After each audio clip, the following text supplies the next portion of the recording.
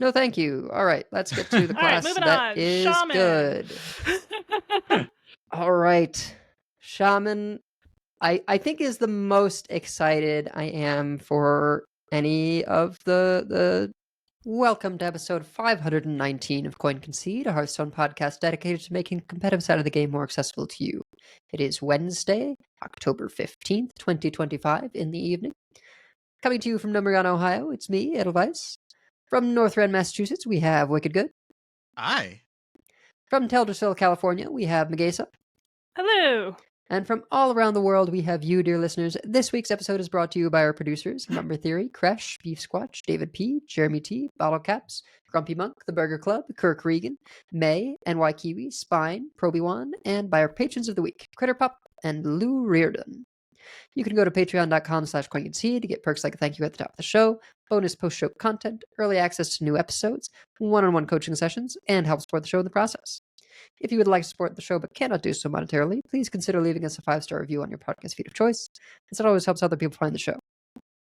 So, Life and Ladder. I did not play enough Death Knight as Wicked Good, so I am not at Legend. I'm sure if I had continued playing Death Knight, I would have gotten there. But I'm mostly I had quests that put me outside my comfort zone, and so that's that's how my ladder went. But yeah, I actually didn't complete the last event track, which doesn't happen often. And it was a hard one this time. And I was visiting my grandma, so I haven't even been playing Ghost of Yote the past 3 days. Oh my gosh. I've been prepping for the massive battle that is going to be the final session of my local D&D group. Well, not D&D, Shadow of the Weird Wizard campaign. They are going to fight Bartleby, Chris and company, which is basically the Iron Bank, who are actually heralds of an alien invasion. So, as one does. Yeah. So, you know, you can tell that these aliens are like illithids adjacent, right? You can tell that this designer previously worked on D&D. I feel like that's true of the Daggerheart adversaries as well, that there's sometimes where you go, oh, I know what this monster is. You just can't call it the same thing because, IP and all that. Oh, that reminds me, speaking of illithids, did you see the video of the Baldur's Gate voice actors auditioning as their characters for each other's parts? I did not. That sounds delightful. I will throw a link. I will find a link to it, and it was very good. Very fun. It was very funny. And like Shadowheart's voice actors, who I cannot remember the name of, was like vaguely threatening Neil Newman like the entire time, and then so he, as Astarion, was trying to audition for Shadowheart, but also fearing for his life in the entire time, and it was delightful. Amazing. Sounds great. But yeah, visiting my grandma means I'm like taking care of Leah from wake up until putting her to bed at 8 p.m. So pretty full days. The only sort of free time is when she naps, and then after she goes to bed. So didn't do a lot of gaming, but yeah, Megasa, how are you doing? Well, I got almost to Legend, and then I had to go be a responsible adult, and then that was yesterday, and then today again, sort of 1-1 last one, 1-1 last one, 1-1. Okay, no, I have an appointment. I have to go be responsible. So I played some Aggro Demon Hunter. I played some Protoss Priest. I might be at Legend if I didn't have a game today where my Quest Warlock opponent got all the luck that I never get when I play it, which is that on turn 2, they went, and I actually have this written down to correctly say their turn 2. They went Catacombs, and then coin Snowflurry from the Catacombs, Horn of the Windlord from the Snowflurry, so they have 2 mana again, another Catacombs, a regular Spelunker, and then the temporary Spelunker. And then they ended their turn with 2 discount for their Why am I blanking on the 1 mana? I want to say Solarium? Shadow Oh, Visions. Solarium? Okay. Yeah. They already had a discount for that on 3. But also, they actually didn't get their quest reward played until 5, which is not like, that's fast, but not super fast, because they didn't have good luck with their Solarium, as they had used it all on turn 3, but I still lost because they just had this big board on turn 2. They had like a Wisp, a 3/3, a couple of 2/3s, like another. It just, no, not what I was hoping for. I'm fairly certain that I saw like a Trollden video or something of someone quest complete turn 2 and then play the God. reward turn No. 3. That's not okay. Just like Solarium roll into the double 0 cost spell and hitting wisps and stuff. It's like, okay. Sure, you do you, It is possible, yeah. Luckily, it wasn't quite that. I had a fighting chance, but it didn't work out. But overall, I still like Protoss Priest. My husband has finally asked for a coaching session from me, which normally he doesn't like to have me watch him play. He's been playing Elemental Mage. He was doing really well, and then suddenly he was not doing that well for several games in a row. And then finally we realized he was in Wild by accident. And he was running into like hostage mages. And that's why he was suddenly not doing as well. So his standard win rate was actually 81% once we narrowed that down. So 81% okay. He needs. Yeah. I'd go for an 81% win rate. I'd be okay with that. He tried Aggro Paladin, was like, I don't understand this deck at all. So it's a little different. It's the ideal of aggro. Not necessarily ideal as in like best, but just like most representative in some ways. Just go wide aggro. So I might show him how to do that. But on the other hand, he has an 81% win rate with Elemental Mage. So, if it ain't broke. Maybe he should be teaching me how to play aggro. Yeah. How about you, Wicked?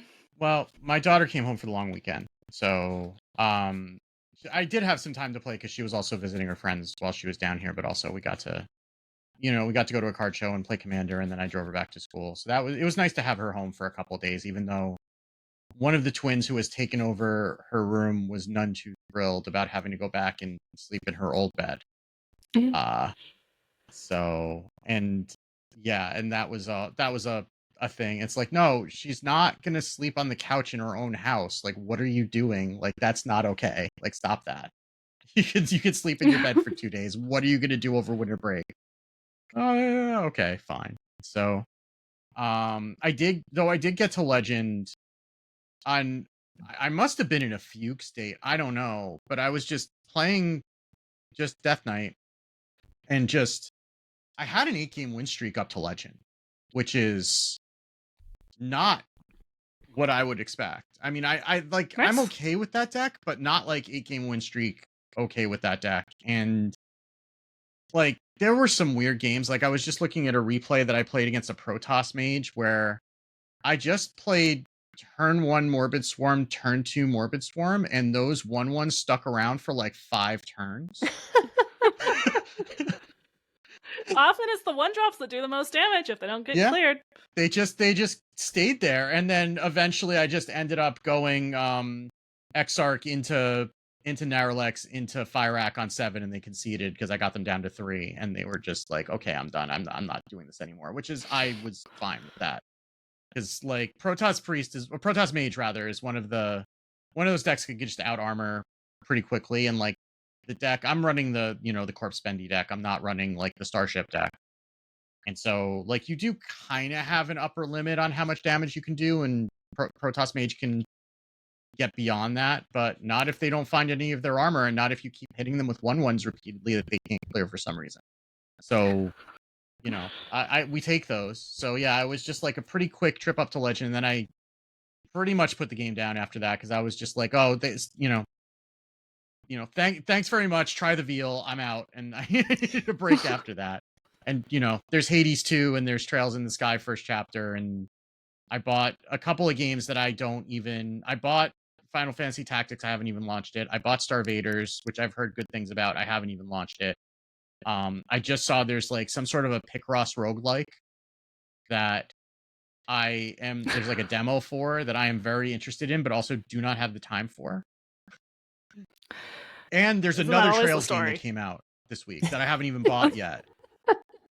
It's like an action RPG crossover with the Ease series, which Falcom also does, which I'm very interested in, but I also know that I'm not playing that right now, and I can probably wait for the winter sale or the autumn sale, and it'll probably go down at least a little bit, and then I can buy it then, because I have too many games. I just cleared chapter 1 in Trails in the Sky, which is like 15 hours in.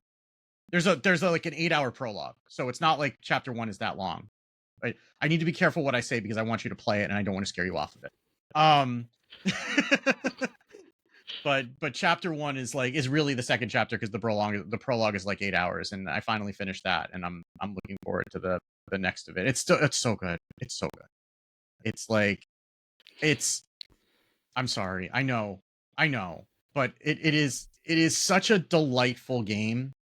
And I am really enjoying playing it in 3D, and I now appreciate how all the Final Fantasy VII players felt when reading it. So that's me. But anyway, we got cards to talk about. At 8:30, we're going to be talking about some cards that nobody's seen before except for us. But before that, we have some other cards we're going to talk about, and also we have a tiny bit of news. So yeah, let's do that.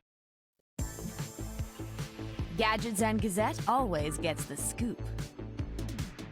And by tiny, I mean minuscule, because there is one piece of news, and that's that we have a new event in game, and that's it.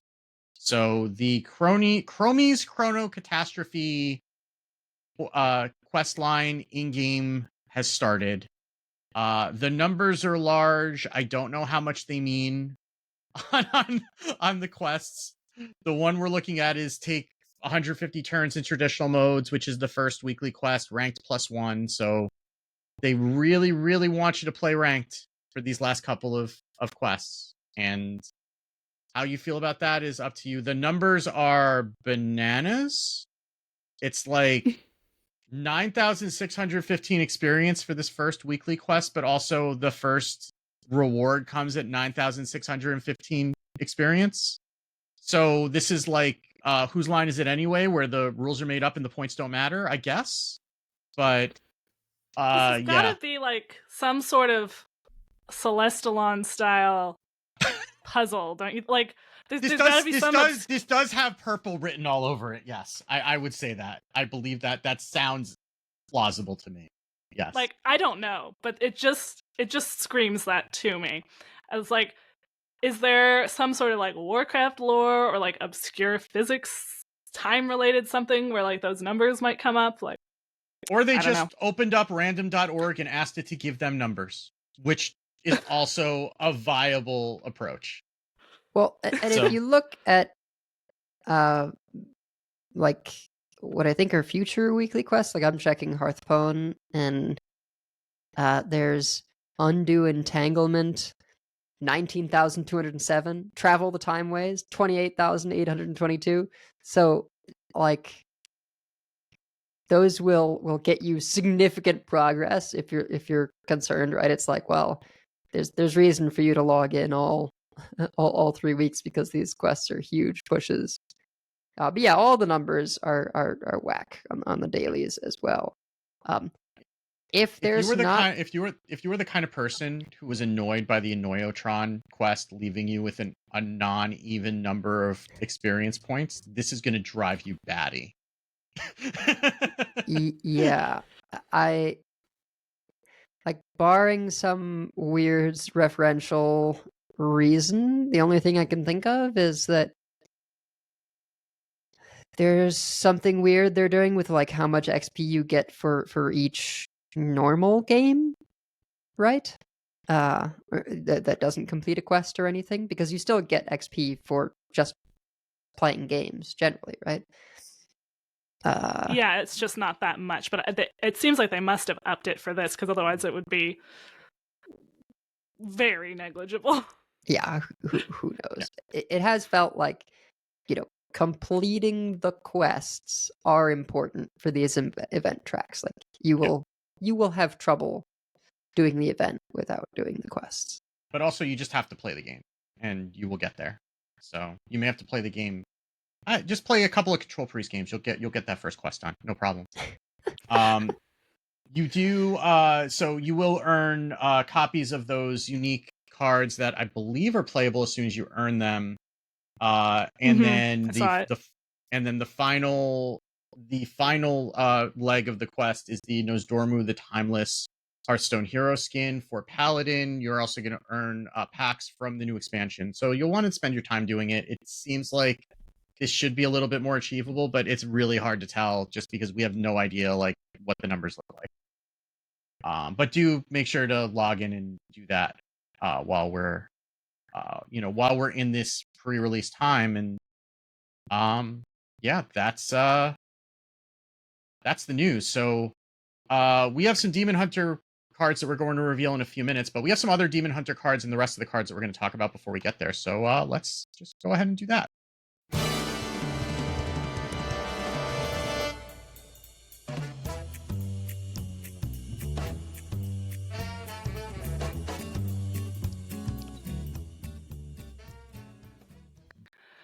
All right, so we have to talk about today Demon Hunter, Druid, Shaman, and Rogue, and we will, of course, start with Demon Hunter. So we're going to first talk a little bit about some of the other cards that have been revealed, see how far we get. We will interrupt ourselves for our reveal, and then we will talk all about those cards and the entire Demon Hunter set very soon. So the Fabled card for Demon Hunter was revealed this morning. It is Broxigar, who is a 2-mana 12/12, but he doesn't start out that way. 2-mana 12/12 with Fabled and Charge, start of game, disappear, kill all 4 demons from Argus to reappear in hand. So what happens when you play him is that you get the first portal to, or part of the Fabled with him is the first portal to Argus. This is a confusing card. Yeah. Yes. So you will have in your deck a 0-mana Fel spell that says summon a 1/1 demon for your opponent. When it dies, draw a card and shuffle the next portal into your deck. So it will summon a Fleeing Urzel 1/1 for your opponent when you play it. When you kill that, you will get into your deck the second portal to Argus, also a 0-mana Fel spell that says summon a 2/1 demon for your opponent. When it dies, draw a card and shuffle the next portal into your deck. So 2/1, you kill it. Then the third one does the same thing, but it's a 3/1 demon for your opponent. And then finally, you shuffle in the final portal into Argus, which when you find it and play it, will summon a 4/1 demon for your opponent. When it dies, Broxigar will just reappear in your hand as a 2-mana 12/12 charge. There's also, coming with Broxigar and the Fabled, a weapon, Axe of Cenarius, which is a 3-mana 3/2 weapon with lifesteal. After your hero attacks and kills a minion, draw a portal to Argus. So if you're wondering, how in the world am I finding these portals? This is one way to help you find them. Well, half of them, because there's 4 of them, and this will find you 2 of them. And it's important that the portals are played from hand. They're not summons, or they're not cast when drawn. Mhm. So like you do get to choose when this happens, because there was some conversation in the Discord today. Well, what happens if you silence them? Like, you should not be giving your opponent the opportunity. Your hero power does 1 damage. These all have 1 health. The idea is that you should be playing this and then immediately killing it, either by attacking it or doing something else. But there's a 2-mana 2/3 that no one has ever played, Elemental, that says after you cast a Fel spell, deal 2 damage to all enemies. Felfire Blaze. So you cast the portal, it summons the thing for your opponent, then Felfire Blaze will kill the thing you just summoned. You could do that on the last one, for example. There's lots of ways to do 1 damage. What I want, though, is, not in standard, and is the 2-mana 2/2 when you attack, draw a Fel spell or something. Oh, yeah. Because how are we getting all 4 of these for it to be relevant? So I mean, Elise Starseeker was played, right? I mean, that was a different time, but that was shuffle for those of you who are not playing forever. it was a 4 mana 3/5. It would shuffle the Golden Monkey into your deck, or you shuffle a map. You would draw the map. You would play it. It would shuffle the Golden Monkey. You would play the Golden Monkey, and then that would turn your hand and deck into legendaries. And that was played, but that was played in very specific decks. Like this is, you have to be expecting to draw your deck to play this card, I think, and that, which is not crazy in Demon Hunter, but it is kind of slow. Yeah, it doesn't actually feel like this is right. Like this is a slower deck having additional damage. You can like Brewmaster this, right, to do a little extra damage. And although you still have to pay the 2 mana again when you play it, but yeah. So this is like, I think it's extra damage to add to a somewhat slower Demon Hunter. Or just we have 10 tons of draw in our Demon Hunter. Yeah, I mean, so I remember Rin, right? Where you get to the end of Rin and you destroy the enemy deck. Yeah, that seems a little bit more impactful than, I mean, 12 damage late game is a lot. Like we saw World, or the Masters Tour ended by an 8 mana, a 0 mana 8/8 with charge, right? Or at least one of the games. So like a 2 mana 12/12 with charge is not nothing, but it's not ending the game on its own. I think one thing that's important to just call out quickly is that this is, the last one says it's going to that Broxigar reappears. So like if you're trying to do things like double that Death Rattle or somehow recur it, or you're trying to play this into a Protoss Priest who's going to resuscitate. I mean, even if they resuscitate like one of the earlier ones and you shuffle more portals in, Broxigar's gone. He's not reappearing in your hand after that. So you're not going to be able to like recur this more than once. I mean, I don't know if we know that for sure, but like it sure does seem like it was designed that way. So. Right, you can't copy, by copying the portals doesn't copy Broxigar. You could copy Broxigar once you already have him, or like bounce him. This also means that if the rogue steals your portal, it doesn't help them, I would assume. Well, if they play it and you can't, then you're done, right? Well, they copy, they don't steal. We can come back to this, but yes, it is 8:30, so yes. All right, we have 4 cards to reveal to you, the last 4 cards in the set. So we have Doomsday Prepper is a 5 mana 5/5 minion. With Outcast, your hero is immune until your next turn. Perennial Serpent is an 8 mana 7/9 beast with Rush, and it costs 4 less if a minion is dormant. Time Lost Glaive is a 1 mana 2/2 weapon. With Death Rattle, get a random demon from the past. And Eon Rend is a 4 mana fell spell with Rewind. Deal 4 damage to 2 random enemies. So I thought we would start in our discussion talking about Perennial Serpent. So I found all of the dormant cards. There's a few here that are not pictured that I've never seen play, like Corridor Sleeper. The dormant I mean, cards it sees play when you generate it, right? Like you generate that off of the portal from the location from Warlock, but yeah, you're not playing that on purpose. You're not playing that on purpose. So the cards that people have played on purpose that do dormant now, that Demon Hunter has access to, are Wyvern's Slumber, which is the one that can summon 2 dormant minions, Grim Harvest, which is the draw card, summon a dormant Dreadseed, Ancient of Yore, of course, Red card, Magtheridon, and Slumbering Sprite, which is the 1 mana 3/3 that awakens when you use your hero power. We've also gotten already revealed some dormant cards in neutral and one in Demon Hunter. And also note, red card works even if you dormant their minion. This is just if a minion is dormant on the board. It doesn't have to be yours. Even if just they have an Ancient of Yore, then this thing costs 4, which I like that. It's like, oh, you played your Ancient of Yore? Let me punish you for that real fast. Timeway Warden is a new card that was revealed in the announcement. 4 mana 2/6 battle cry. Imprison an enemy minion. It gets dormant for 10,000 turns. Death Rattle, awaken it. Here's, if we're playing Brewmaster for Broxigar, we also can just Brewmaster Timeway Warden and then be like, lols. You will never get it back. Paltry Flutterwing is a 1-mana 1/1 Death Rattle. Summon random 2-cost minion that is dormant for 2 turns. Time Lord Nozdormu is the 3-mana 8/8 dragon that is dormant for 5 turns, but then it's less for every new expansion card you play. There's a lot of options here, and if you can get this down on 4, that's crazy. You can even play this like in Shopper DH because it's not a demon. And if you get like a Mike Therodon, I don't know if we're resurrecting Shopper DH for this, but it does. I mean, when you get this to work, that's pretty powerful. Yeah. And getting something to be dormant isn't hard. I mean, there's enough stuff. And at least for the next few months, every Demon Hunter's playing red card. That's the 2 copies of red card, 2 copies of Grim Harvest, 2 copies of Wyvern Slumber.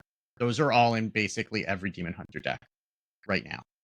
And only red card is rotating. So like that's still 4 cards that are probably going to be in every deck that are giving you dormant cards no matter what. So like it's not asking a ton from you to just get a 4-mana 7/9 sometimes. Obviously you're going to draw poorly, or I'm going to draw poorly all the time, and it's never going to be 4 mana, but you will probably get it more often than not.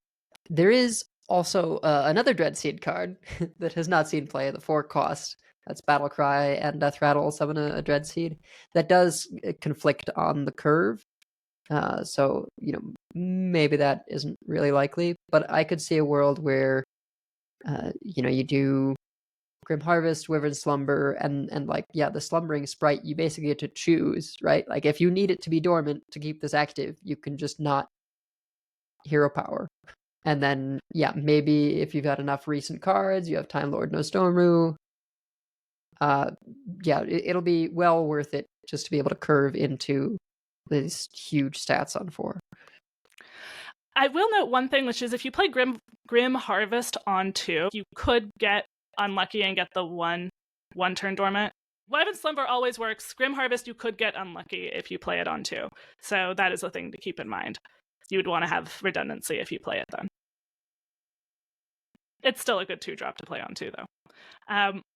I'm excited about this cards because I like hitting people hard with stuff. So And also snacks. And also snakes.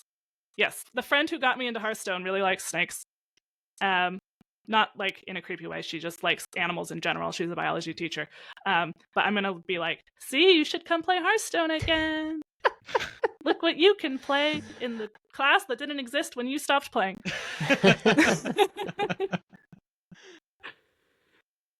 So, I mean, it seems like it could be powerful in really any sort of Demon Hunter deck. If you're a slower one and you're playing Ancient of Yore, sure. It has Rush, it can control the board. Yeah, I mean, it's just, you're playing dormant stuff in Demon Hunter, so it's good. It's probably just an auto include. Because, like, why don't you want to play a 4-mana 7/9 if you're likely to get it a lot of the time? The only With reason Rush. you're not doing it with Rush. Yeah. The Not Rush is just a dumb body. quite relevant. Yeah. It's very important. Yes, it is. It's not even just 4-mana 7/7. We can't even make the joke. It's a 4-mana 7/9. Power creep is what it is. But All right. Well, we also wanted to then talk about Doomsday Prepper, which is, as a reminder, the 5-mana 5/4 minion with Outcast. Your hero is immune until your next turn.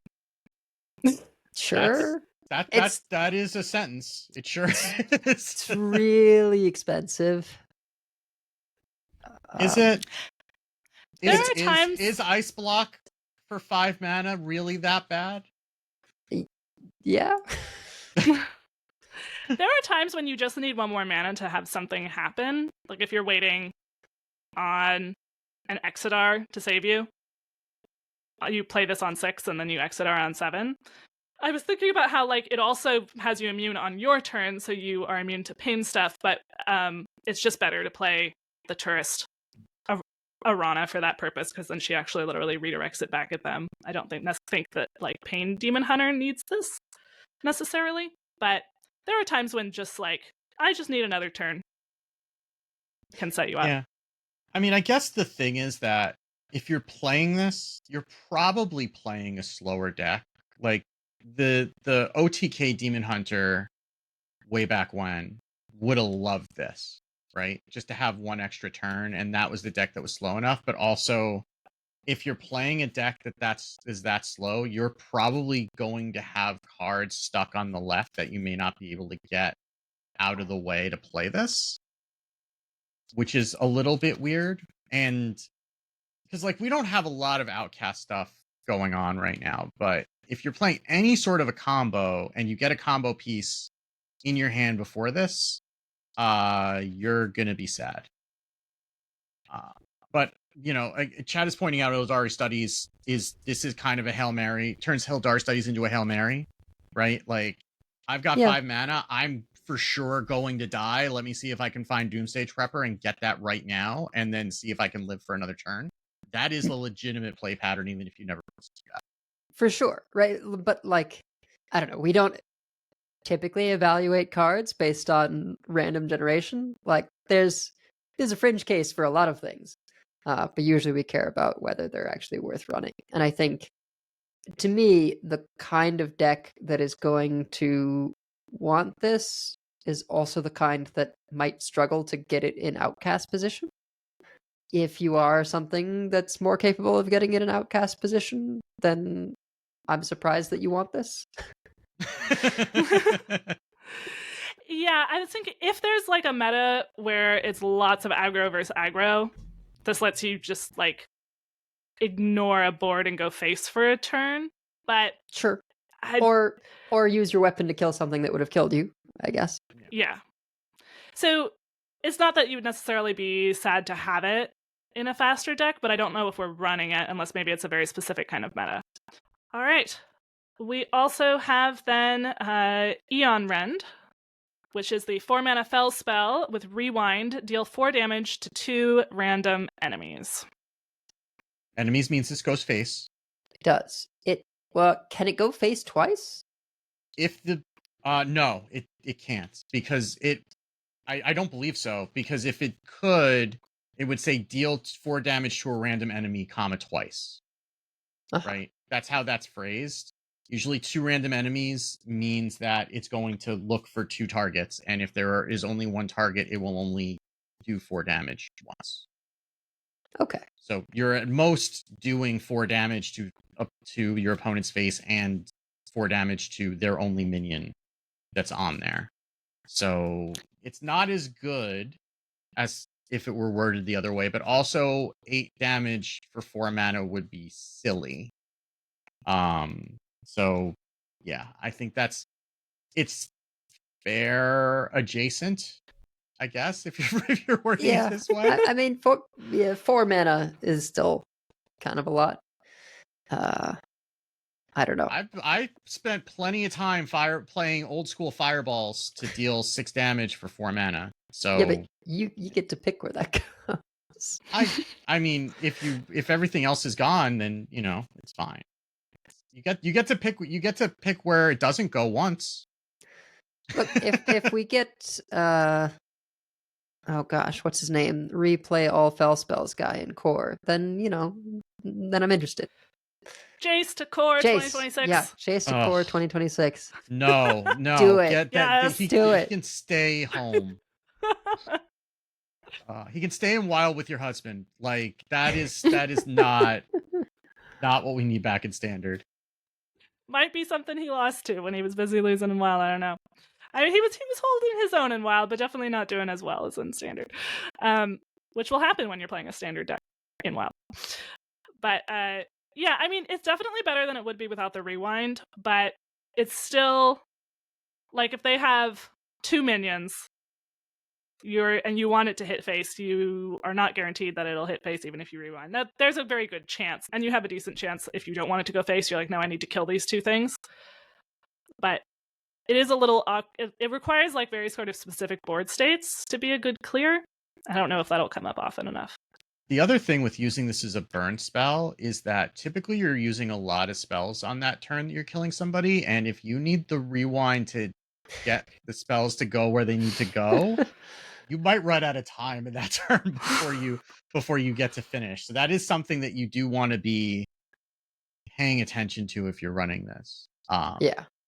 I mean, I'm just thinking like the theoretical home for this is the face deck, right? The face Demon Hunter deck. And Acupuncture costs 1. Yeah. So I don't know if this at 4 mana has a home. Maybe it does. Maybe it's just, okay, now for 5 mana you can do Acupuncture and this. But I mean, Acupuncture is also rotating after Yeah. the set. well, So, still, you know. that's 4 months. Yeah, but this is Between- the time of year where we start considering that things that are maybe not great now could get a lot better when things that are better than them go away. Yeah, I don't know. I guess I just want to be more optimistic about the first set of next year. Then playing 4 mana, deal 4 damage, and maybe don't clear know. something. I've played enough Void Rens to be okay with 4 mana for 4 damage, but that's just me. Yeah, and that's in core. It's not a good card. I mean, if you play this on curve, you're probably dealing with like a turn 3 board, right? Like if they have a turn 3 board, you play this on curve, you deal with their board, and or you go face. But we'd probably rather be developing our own board. Well, our last card that we revealed that we want to talk about a little bit more is Time Lost Glaive. This is the 1 mana 2/2 weapon with Death Rattle, get a random demon from the past. It's a 1 mana 2/2 weapon. Yep. Enough Also, said. it gives you a demon for the past, but you don't. That's like practically a downside in most decks. I did put on here cards we haven't yet talked about that were just revealed right about when we started recording, which are cards that care about having no minions in your deck, but like generating minions. This does generate a minion into your hand without being a minion. So it does kind of fit in that package, potentially. But it's a 1 mana 2/2 weapon. Yeah. It's just solid, right? Like, as long as you don't care about, as long as you're not playing the 3-cost spell that discover a Death Rattle, play its Death Rattle, and get a copy of it, I think you're fine running this, right? Like, yeah. I don't think Quest Demon Hunter is close enough for this to make a difference, but it does deal 2 damage. yeah, that's fair. That's a good point. That's relevant. It's a strong aggressive card that deals 2 damage. The cards that might care about generating a minion into your hand, and basically the other cards that were revealed, care about if your deck has no minions. So one of them is a legendary location, 6 mana, 3 durability, the Eternal Hold. Get a demon that costs 5 or more. If your deck has no minions, your next one costs 0. And then there is Solitude, 2 mana spell, discover a minion. If your deck has no minions, reduce the cost of any in your hand by 2. So all minions that you've generated into your hand will be reduced by 2. Hounds of Fury is a 4 mana spell, summon 2 3/3 demons. If your deck has no minions, they attack the lowest health enemy. That'd be a lot better if it was summon 3/3 demons. And then we have Lasting Legacy, 3 mana. Give your hero +4 attack this turn. If your deck has no minions, give any in hand +4 attack. Now that's interesting. So Broxigar goes with this package, and I a little bit more now understand why it works the way it does, right? That its Fabled cards are, well, it disappears, right? So it's never in your deck. And the Fabled cards are a weapon and a spell, right? And you play through the spells to then finally get Broxigar, and then you can Lasting Legacy, gain 8 attack, give it 8 attack. So now you're looking at 28, which is still not 30, but it is a little bit closer. If you equip the Time Lost Glaive the turn There before, you go. Then you have like, I mean, you're a demon hunter, you're probably dealing other damage, and you'll need to for things that have armor. But right. And hopefully they don't have a taunt. I mean, you've got red card, right? Yeah, I guess. You're already at 8 mana with Lasting Legacy, Broxidar, so like you don't have a lot of mana left to red card things. I do feel like if you are like having to try and turbo draw to get all these portals anyway, well then maybe you can run 1 or 2 minions just because these are the kinds of no minion things that only care about the current state of your deck, not whether your deck started with any. If you had a few minions and then like minion tutor, like Portal Vanguard or something, ideally, I don't know if Demon Hunter does. Demon Hunter have a non-minion minion tutor? I guess you could draw a Death Rattle minion out with the weapon. Yeah, that's true. That's true.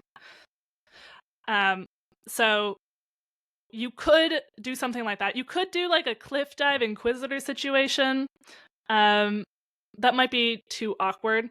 But you could also that might be a little too cute. Yeah, especially because the Cliff Dive does nothing for 7 mana if you draw them first. If you've already drawn the minions, yeah. But you could like Lasting Legacy preemptively, like, and then if you need to do a ton of damage, like if it's not going to just kill them at 28, or you need red cards and stuff, you can like Lasting Legacy first, and then on the next turn, Broxigar and like red cards and Brewmaster if you need another 12 damage for 4 mana, right? Because you Brewmaster, replay Broxigar, he won't have the buff anymore. But if you did Solitude the turn before, then the Brewmaster is free and the first Broxigar is free. So that allows you to do more of them. You could actually do a couple of Brewmasters, potentially. And if you've drawn your whole deck anyway, it's all in your hand. Yeah, so that's kind of if you need a cap because you're facing a Death Knight, potentially. And like the crewmate stuff kind of works with this. Like obviously not the legendary, but like Headhunt is 1 mana, deal 2 damage, get a 4/4 crewmate with a random bonus effect. Emergency Meeting, get 2 4/4 crewmates, put a random demon that costs 3 or less between them. I think those are the only 2, but I mean that's maybe good enough. You also have Blind Box, which is a 2 mana spell, get 2 random demons, outcast, discover them instead. So there's not a whole lot more than that actually put minions in your hand. Oh, there's Jump Scare, but that also shuffles more minions into your deck, so that's bad. So oh, and then there's Infestation, which gives you the stingers, right? That those also go in your hand. So this would be weird. I mean, the stingers aren't minions, though. Oh, that's right. They're spells that summon minions. That's right. You could have CCG, right? Get a random first edition Demon Hunter card in mint condition, Battlecry, Outcast, and Death Rattle. So you could run the Tusk Piercer weapon and tutor her out. You could get a lot of sometimes minions in your hand that way. I have played enough Prolifero DH to know that your 2 Tusk Piercers and all of your Death Rattle cards can very often be in the bottom 15 of your deck at least 97% of the time.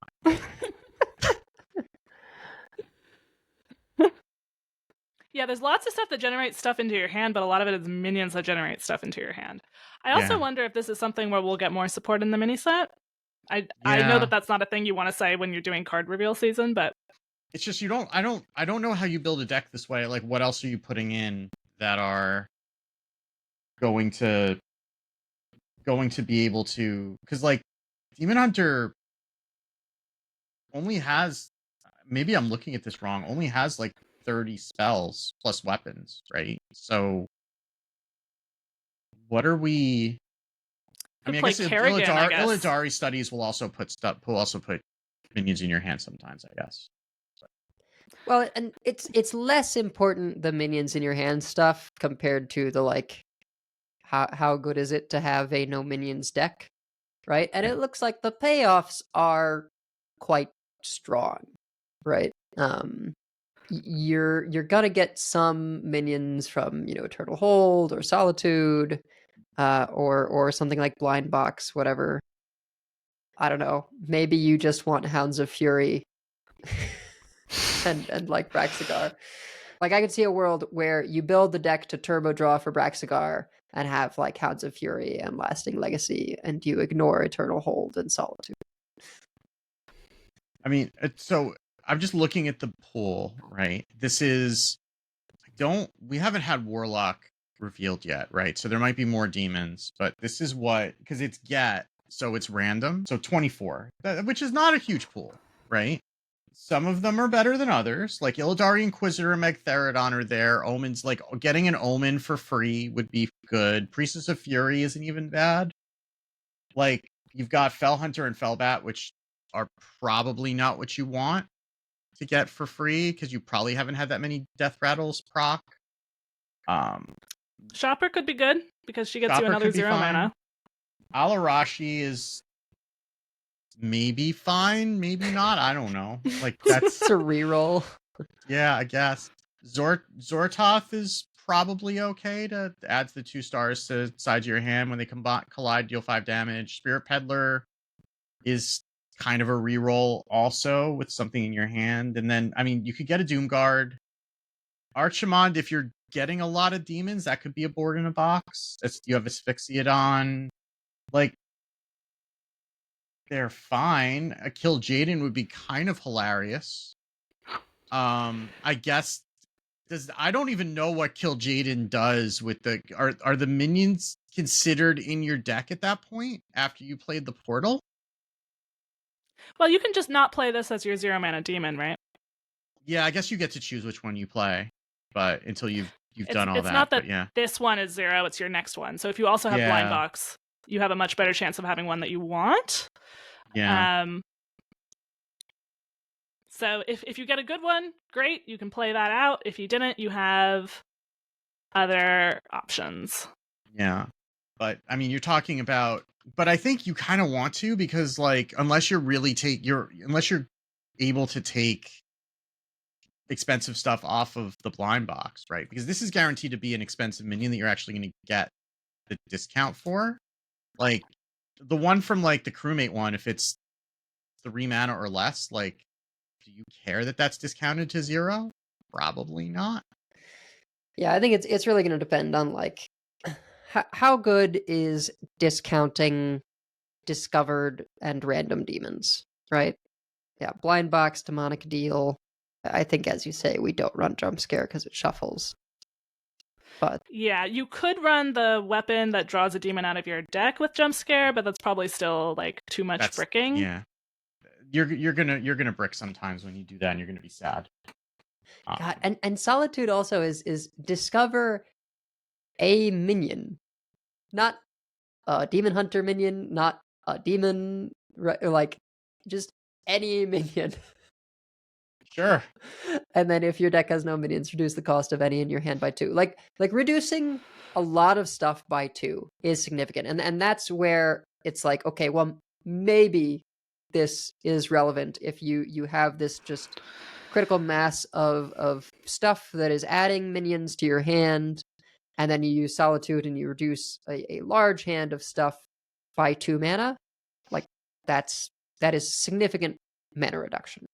But the fact that it all has to be generated makes the mana reduction worse, because you don't have a cohesive plan from the beginning. It's all, what can you discover, what can you generate? Unless your cohesive plan is, I don't care that much about the other ones, I'm waiting to draw my whole deck, and then like Broxigar and maybe a minion or 2 that goes with that. Yeah, there you go. Make Broxigar and the 2 Brewmasters free. Maybe that's what it is. Because I mean, like Hounds of Fury kind of goes with the Broxidar portals, right? Where you play that on the same turn as the portal. One of them kills the thing. If maybe lives through it. The other one is just a 3/3 on board, like 4 mana for a 3/3 and dealing with the next portal. Maybe that's fine. I mean, House of Fury seems like it's probably fine anyway, because most likely one of them's gonna live, unless you're the only minion that your opponent has is like some giant taunt or whatever. But other than that, like more likely than not, the first one's gonna kill it, and the second one just sits there and he's a good boy. It is helpful that it's lowest health enemy because of the portal, and also because like if they have a big minion, but you've gotten it to low health or something, like, or at least you have some idea where it might go and you can influence where it might go, versus if it was just random. It also does let you kill the Broxidar minions if your opponent does have a taunt in the way. And the usual reminder that lowest health enemy that could be face if they have the lowest health. So, and this time they could both attack face if they have no minions, or they only have minions with a ton of health and they don't have a ton of health. So My Yeah. favorite Sathino kills were always the one where they had minions, but they had less health. So I killed them anyway. Those were the best. Yeah. I mean, for me, not for them. Yeah. I mean, maybe they wanted the game to end so they could go next. You don't know. I basically see two worlds for these cards, right? One is the whole package works out because the cost reduction of Solitude and Eternal Hold on even generated stuff is powerful enough to drive the deck. Or two, it is just Lasting Legacy, Solitude, Turbo Draw for Braxigar. And you use Solitude to reduce Braxigar and both Brewmasters, the turn before your combo turn to 0, and just have like a huge pop off turn with Braxigar. Initially, I had thought that we could do the Naga that and like put one of the portals in the Naga so you could make Braxigar appear again, but I don't know that actually works. I don't think that works. No. Yeah. You could run, if we're drawing our whole deck anyway, you could run Kane. Yeah. And then you don't have to worry about taunts. So there's red card, there's also just Kane, especially if you have drawn them and then you use Solitude. It's yeah. cheap I enough. mean, Kane plus Braxigar plus double Lasting Legacy is too much mana though. It is if you use Solitude on them before, or you use the Lasting Legacy the turn before. Yeah, that's true. You don't have to do it all in the same turn. Anyway. Let's well, I mean, this is all stalling us from having to talk about Druid, I guess, but good point. Druid and Rogue, our collective favorite topics on this podcast. But yeah, we can start with Druid. And so the Fabled legendary minion for Druid is Lady Ajara, which is a 5-mana 5/5. Choose one. This is a confusing card. So basically, you're going to get two spells. A choice of two spells when you play this. One is Empower Zinajari. One is Empower the Well. It's not a spell. It's just showing you the art for the choose, right? Because it's a choose one. Yeah. Yeah. So the Well of Eternity and Zinajari are both locations. 4 mana, 3 durability. The Well of Eternity says fill your hand with random temporary spells. When it's empowered, the random temporary spells cast twice. Zinajari says summon a copy of a friendly minion, and the empowered one summons a copy of a friendly minion with its stats double. So if you draw the location before Ajara, then it will just do the base thing. But you also could do both of those if you play them both before Ajara. But once you choose to empower one with Ajara, it will destroy the other one, presumably in your deck. So one of those seems a lot better than the other. What? You mean Sunwell wasn't a great card? It was okay. I mean, Sunwell for free is pretty good, right? And 3 times. Yeah. Well, the first one costs 4, but then you don't even have to do it that turn. You can just throw it down and then wait. And random means they're from any class. They're just good luck. It's just a whole bunch of jank. They could all be Wheel of Death, and it doesn't. So like you're not necessarily guaranteed to be able to play them all. You're not casting them for free. Thank goodness. They're just a whole bunch of stuff, and you get to pick however much mana worth of them. Or you can copy Alonius. Yeah. And look, you are having to run a 5/5 that you don't care about to get the summon a copy of a friendly minion. But since it is a 5/5, it still will give you, the armor from, I forget the name of the draw spell, but cost 2. Story of Barnabas. Yeah, Story of Barnabas, right? So it would become a 5/10 that gives you 5 armor. So at least it doesn't dilute that sort of pool. I think you run this over Incendious easily for Zinajari saying summon a copy of a friendly minion. You don't need to empower Zinajari. You just need to not destroy it. And Ajara can, if you haven't drawn the Well of Eternity yet, can get one card out of the way to find stuff that you're looking for, right? Because if it destroys it in your deck, that's one less card that you have to draw to get to whatever your combo is. Right, yeah, and I guess thinking like, okay, if you do play it just because you destroy Well of Eternity, then summoning a copy and doubling the stats, you can do that on a Ziliax and it's relevant. Maybe somehow Incendious doesn't get cut and you can summon a copy of that, right? A 420 Incendious, that's pretty nice. So 2 of them. Would it make them both? Well, I mean, they're not both going to be 420, but you're getting 2 Incendii, which are going to both buff your eruptions. And like, you don't have to use the first instance of Zinajari on Alonius. You just have to use the last one. Right. Right. Yeah, so exactly. You do have the freedom to be able to copy some other things. Like, I don't remember what Alonius runs. I assume there are some taunts in there that we care about that we want to copy and make bigger. That's probably fine. No, if we it's need just to stall. No. Ziliax. No. Okay. Well, Ziliax is a taunt, so there you go.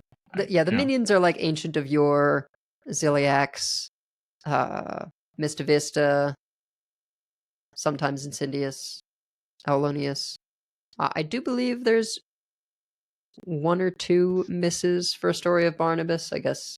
And Incendious is one of them. I forget the other, but yeah, it's all right. Elise, yeah, you run Elise, of course. Of course. So if you do manage to high roll the 1-cost summon a copy Elise alongside Zinajari's summon a copy, then and it runs Bob. Anyway, yeah, if you do manage to do that, then you have 3 copies of Aulonius in play. Just that means that a single burn spell is getting, what did you say, Megasa, before the show? I think plus 32? Yeah, so the Auloniuses are multiplicative. So the first one doubles your spell damage, the second one quadruples it, and the third one is times 8 because it's 4 doubled. And each of them also gives a +1. So just the 3 Auloniuses by themselves is plus 24. If you have a single dollhouse, it's plus 32. Okay. Seems good. Right. Yeah. Seems good. Actually, wait. No, 3 times 8. Yes. I can do math. I teach math. Maybe you even just cut the dollhouses at that point, because maybe you don't need them if you're just doing this. You still need it, because you don't always get the copy from Elise. And Dollhouse is good for, early stuff with Seabreeze Chalice and Swipe, etc. So yeah, okay. Yeah. So part of what this means is you don't have to, if you are facing something that doesn't have a ton of armor, you can use your burn spells even more liberally to clear things and stay alive, because you need like 1 or 2 to kill them at the end, not a whole bunch. And you can't miss on Elise because you have Zinajari in your deck. It definitely is a cost to have to also run the other 2, but it adds a lot of consistency in that, like, you can just use your swipe. I know that's not often they do anyway, but like even more, you can just use your swipe. yeah, the biggest question is, as World 8 is saying in chat, is like whether you can find 3-card slots at all in the deck. Yeah. Can you cut the tourist package at that point? Because like you're putting the tourist in for Seabreeze Chalice and go with the flow, right? Do you need not even go with the flow? Chalice is really good. Chalice is really good, but maybe we could just run Wrath and then save the card slots. I could see a world where you stopped caring about Elise and just go for the guaranteed copy. Yeah, maybe that's it. Yeah, and I see that happening first, because the Elise is a sometimes copy, right, for Aulonius. So you could just say, okay, cut everything that is there for Elise and run Lady Ajara for the guaranteed copy, and then go about your business. Yeah, you'd have to find 2 more slots in addition to Elise, but yeah. I mean, you probably cut Bob. Maybe you cut Insidious, right? Like maybe you only have good hits for Story of Barnabas. I don't know. Yeah. We'll have to I see, don't know. but I'm positive people will be experimenting and we'll figure it out.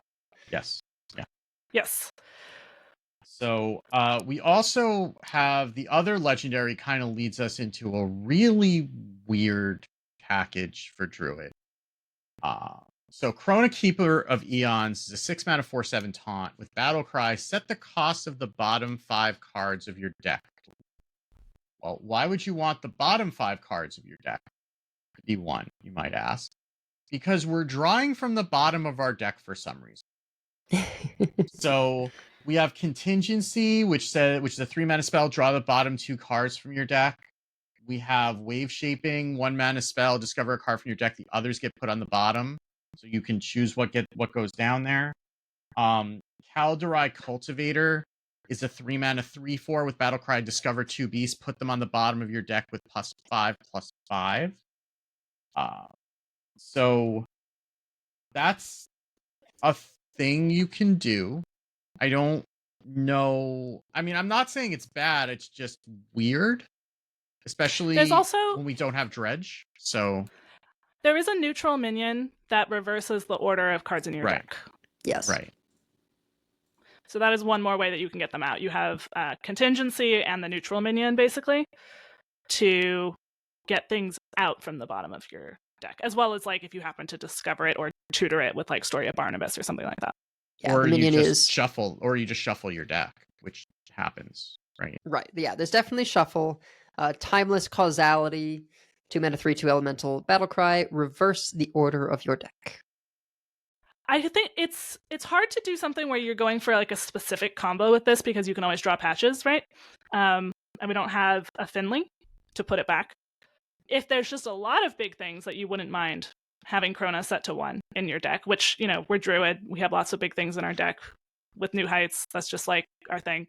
Then maybe this is just almost like an Aviana Druid type of situation, Yeah. except for it's not necessarily random legendaries, it's like stuff in our deck. And Yeah. some of the big stuff happens to be 1. That's what I sort of picture, right? We have from the most recent mini set, Seismopod, right? Taunt, Elusive Death Rattle, give all minions in your hand and deck +3/+3. Hydration Station being 10 mana now. Stargrazer. And I mean, there is a deck that's playing some of this stuff for full cost right now. The Seismopod Druid with Greybow. right, so you just like have a you know, big taunts and you know, other junk that you wouldn't mind discounting. And then run this sort of bottom of the deck thing. And then, yeah, as you say, it's like, it's not like you have something specific that you're going for. It's just, oh, hey, these are the hits. You know, I will Wave Shaping, take the cheapest thing. The other ones go on the bottom. And then, you know, we set them to 1, flip the deck over. Yeah, you can play low as well, just because, right? Then sometimes you hit that and it does it for the whole deck. Yeah, it's like upside down Druid is what it'll be called. I mean, Wave Shaping is just fine, even if you're not doing any of that, right? This is tracking. For sure.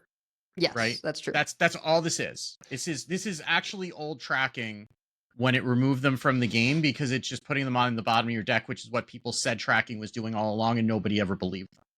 So, like, that's what that's doing. And Contingency, if you haven't been messing with the bottom of your deck, it's 3 mana, draw 2. Sure. That's Arcane Intellect. It's fine.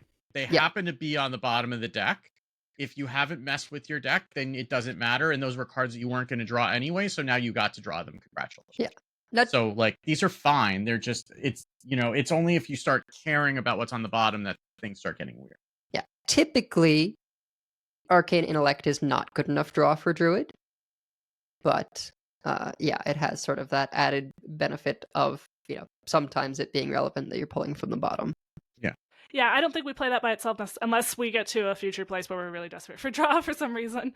Or maybe we're running it with Wave Shaping. Wave Shaping, I could see just going in a lot of things because it's just tracking. Yeah. If you do happen to go to Fatigue, it's still there. so it's not a disadvantage in the fatigue clock if that's ever a thing in Hearthstone ever again. We also had a few other kind of miscellaneous. There's some weird stuff. I mean, Druid doesn't need a lot of great stuff. It's got alternate reality. 2 mana, replace your hand and deck with random choose one cards from the past. They cost 1 less. You're not playing this. Not on purpose. Well, yes. It's just, this is another instance of, like, what was it? Warlock has had a card like this. Warrior has had a card like this, right? Yeah. Where you, like, replace your deck with something goofy. Yeah, if that's what you want to do to have a good time, go for it. But I mean, I guess it is counterplay for bombs, which sort of exist in, like, sometimes you get Explodinator off of, like, the Dark Gift card or something, or, you know, you want to get rid of. I mean, I don't think we're not playing Bomb Warrior by any means, but if for whatever reason you need to replace your deck, that's something you could probably discover and do it. I don't think if you're playing that on purpose to be able to replace your deck, things have gone very, very awry. Or you're just memeing. That's why. Well, okay, so like explore Ungoro, replace your deck with copies of Discover a Card. The Fires of Zinajari, replace your deck with minions that cost 5 or more. They cost 5, and then of course the original that I guess must not have the text "replace your deck," but in Warlock. Oh, Embrace Renounce Darkness. Yeah. Renounce Darkness, yeah. No, Embrace Darkness was the new one. Renounce Darkness, right. Yeah. Currently, we have Announce Darkness. Replace your hero power and non-Warlock cards with Warlock ones. Yeah. They cost 1 less. So it's the thing you can do. Those things are never good to put in your deck on purpose, but sometimes you discover them, and sometimes they're the right thing to do. And sometimes they make funny trolled-in moments when they happen by accident. Yep. Yes. Yeah. Ebb and Flow is a 2-mana nature spell. Deal 3 damage. If you played a minion while holding this, gain 5 armor. Sure, that's fine. I mean, 2 mana, deal 3 damage. That goes face. It's another card that you might want to consider for Owl. And also, sometimes it's armor, and that's also fine. It seems like a perfectly cromulent card for Druid. Yeah, that seems really good. Yeah. More armor. There's not really much to say about it. It's a burn spell for Druid that also gives you armor for some reason, so that's fine. And it can go face. Yeah. So, yeah. Druid's Rewind card is Druid of Regrowth. 6 mana, 3/5 with Rewind. Battlecry cast 2 random nature spells. Nope. Sure. Nope. Yeah. I don't think we need to say much more about that. It just exists. Highborn Mentor is an 8 mana 6/6. Battlecry, get a 2/2 pupil. Discover a spell that costs 7 or more from the past to teach it. Also, nope. Sure. This is gonna be. There's gonna be like a Mark McCaz video where he like somehow, after 100 games, gets the perfect combo out of this. Yeah. What if School Teacher was super fair? Like, no. Bad. The word you were looking for is bad. That's what I meant by fair. And Endangered Dodo is a 5 mana 5/5 with taunt. Battlecry, if you have 10 or less health, gain +5/+5 and summon a copy of this. This one I'm interested in because I don't know the home, but Druid can definitely sometimes be under assault, and this is a heck of an emergency escape button, right? Where you go, turn 5, about the time you're maybe getting low from an aggressive deck, and suddenly you have a pair of 10/10 taunts, or 10/15 taunts if you Story of Barnabas. Yeah. and Druid Druid heals with armor, not with healing. So if you get down that low, you're probably staying there for the rest of the game. Well, these days it does. It used to do healing. Yeah, these days. Yeah. Back when I played a Druid in World of Warcraft, I had healing spells. But as an aggro player, this would be very annoying because they're probably that could even allow you to work more on ramping and less on armor in early turns. And then if you're about to die, I have 20 health in taunts minimum worth of stats. Have fun. Now I'm going to keep doing my thing. So I could see this having a home potentially. Yeah. It is a wall. So I don't know. And if you're facing something where you're not at low health, then you probably have other things in your hand that you're doing, and it's not a huge deal that you have this in your hand. Or a 5-mana 5/5 taunt, like, okay, you're not playing that for that reason, but yeah, sometimes like, a 5-mana 5/5 taunt is fine, right? Like, it's not the worst thing in the world. It's not what you're looking for. It's not what you're putting in your deck on purpose. But sometimes if you have to play it as a 5/5 taunt, you play it as a 5/5 taunt. It's fine. But okay, enough of Druid. Yeah, enough of Druid. Let's get these Druids out of here. I was considering having Edel explain Druid and Wicked explain Rogue, but then I thought this would not go well for anyone. Yeah, including myself. This card sucks. No, but it's actually no. I hate it. It sucks. We're moving on. Yes, Mr. Sherman. Everything stinks. All right. right. So are we going to Rogue or Shaman next? Well, do we want to? I don't know. Do we want to? Do you want to end on Rogue? Let's talk about Rogue. Okay. All right. We will start with the Fabled, as we have been doing. So Garona Halforsen is a 4-mana 5/4 with Fabled. Battle. It's Half-Orcan. Half-Orcan? Oh, Yeah. Of course it is. Of course it is. See, by English rules, you should put a K in there because yeah. a C before an E. But it's okay. just like Sandcastle. It's fine. Orc is ORC, and so it must always be ORC. Okay. Yeah. Okay. And she's a half-orc. Okay. Yep. Yep. We figured it out. So Garona Halforcan has Fabled. Battlecry. If your opponent is holding King Lane, destroy him and cut their health in half. King Lane. What is that? That is a 3-mana 3/3 with start of game, hide from Garona in the enemy's deck. And if they play him, he has Battlecry, draw a card, shuffle this back into your deck. What I find so interesting is that in the art, King Lane looks pretty evil. And that's just not my image of King Lane at all. Like from the lore, or from the fact that Rogue is putting it into the opponent's deck and everything that Rogue does is mean and evil. No, like, look, I'm not a lore expert. I didn't play the first Warcraft game, which is how far back this is going, right? There's World of Warcraft exposition, but a lot of story happens in the first and second Warcraft games, which are RTSs. From the movie, in that, how much of the movie is canon, I don't know. King Lane asks her to kill him because otherwise they would both be killed, right? And so for her to prove herself to,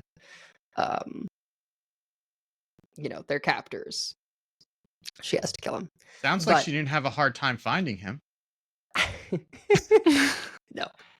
So, at any rate, I think it's like, she is being sort of controlled somehow when this happens, right? But it sets the like King Lane's commander after her, like from then on. Yeah. Oh yeah, in the flavor text, Garona made her mark that day. No longer was she simply the assassin of the Horde. She was now the liberator of the dictatorship of Lordaeron. So, sure. Okay. I mean, certainly that paints him in a bad light. It's all perspective, right? But yeah, in terms of what the card actually does, it's very clever in a hunter and hunted kind of way. So, King Lane, if you play Garona,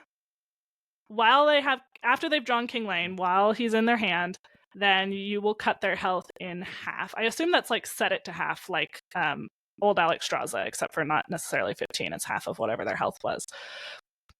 Part of how you can try to encourage or get them to draw King Lane, if this is what you want to do, is the Kingslayers, which is a weapon that's part of the Fabled. 2 mana, 3/2. After your hero attacks, both players draw a legendary card. I love that that's supposed to draw King Lane in 2025 Hearthstone when like every deck is like 17 legendaries. Well, I think it's that it might. but that's why it also draws you one, right? So it's not strictly bad, but it's drawing you cards as well. Yeah, I also have questions. I feel like it could say like your opponent draws King Lane instead Well, I of think both that players makes draw it too legendary. easy, right? Because like then you just swing, Yeah, play but Garona and smack. But it them, doesn't right? win the Like, game, Wicked. Like I it just cuts their life total in half. It can't yeah, but then win the then game. you shadow step it twice, and then you cut it down to a quarter, and then you just I don't know. Sure, but it can never. Well, I guess you can't actually do that because it destroys him, and you can't actually do this more.